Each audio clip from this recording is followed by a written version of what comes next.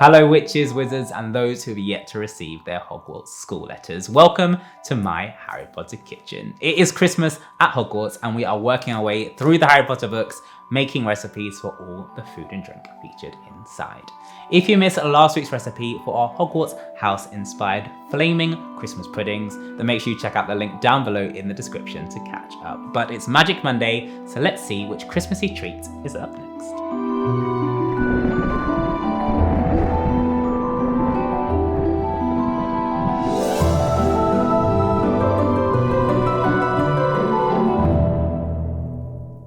Tis the season to get foodie, so if you don't want to miss a thing from my Harry Potter kitchen, make sure you hit that subscribe button and click on the notification bell, and you'll get an alert next week when we have another Christmassy treat. But before we get ahead of ourselves, let's see what's coming up today.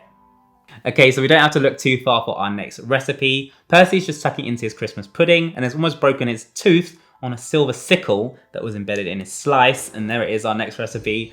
Harry watched Hagrid getting redder and redder in the face as he called for more wine, finally kissing Professor McGonagall on the cheek. Looks like Hagrid needs another top up.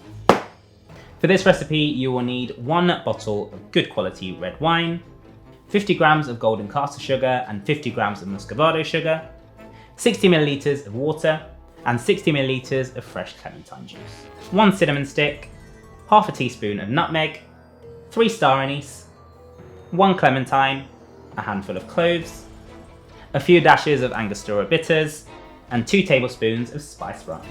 Okay, so we don't have enough time today to make our own wine from scratch, although I do think I promised it to you quite a long time ago if enough people ask for it. So maybe in book 2 or 3 we'll get round to brewing our own. But today we're gonna make the best and pretty much only wine you should have at Christmas time, and that is mulled wine. It's a sweet red wine that is filled with loads of aromatic spices, is super warming to have at winter time, and goes down a little too easily.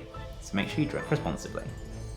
The secret to making a great mulled wine is to make a sugar syrup first, infused with all of your spices. This is how you can make sure you don't burn off too much of the alcohol when you go to infuse it. To begin, you want to get yourself a saucepan on a medium heat. You want to dissolve your sugar, so add both types of your sugar into the pan along with your 60 milliliters of clementine juice and your water. Stir this through until it is all dissolved and then add in your spices. You're going to bring this up to a rapid boil and then keep on stirring it as it bubbles away into a thick syrup.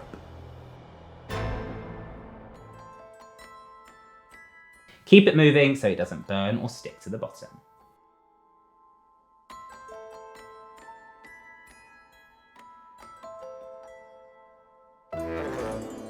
Okay, so a quick tip for you here. If you are short for time or you just want to prepare in advance, you can make this spiced sugar syrup before you come to making your mulled wine. It has a very high sugar content, which means it will last in a sealed, airtight container.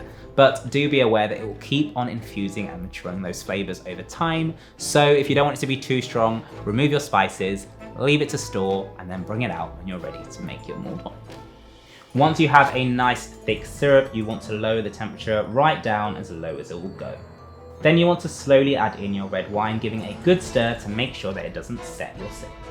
At this point, you can also add in your Angostura Bitters and your rum. To get an extra wintry kick, we're going to take our clementine and then pierce it with our cloves. You can then pop this straight into the mulled wine mixture, and it's really easy to remove afterwards. Allow this to warm through for about 10 minutes and then leave it for the spices to infuse. Just before you're ready to serve, all you want to do is strain your mixture to remove all of those spices that are inside. You can then either serve this straight away or store it back in your bottles and then just warm it up before you serve.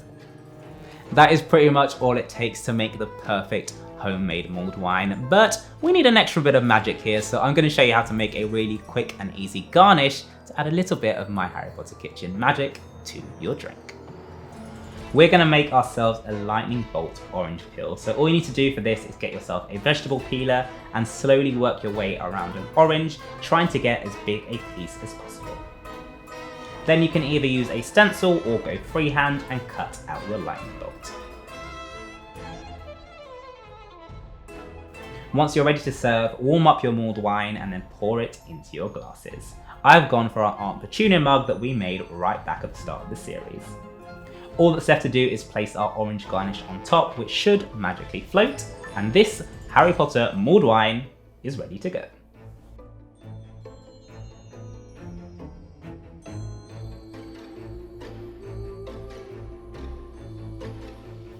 With this mulled wine on your shelf, it's definitely going to be a merry, merry Christmas.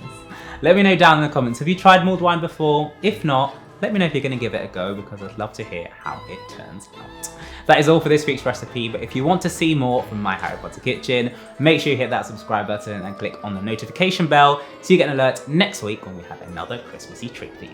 See you then.